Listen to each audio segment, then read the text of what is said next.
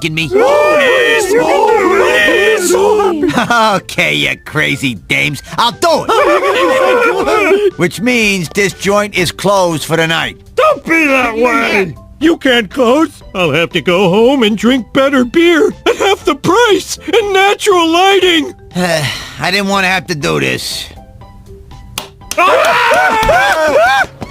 happens all the time. Somebody else's blood splatters on me. Hey, wait a minute. You're right.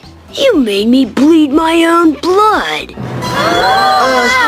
It was an accident, man. A terrible, ghastly mistake. Ask anybody. Uh-oh. A cold wind. Hello, kids. Everything above the board here? Good.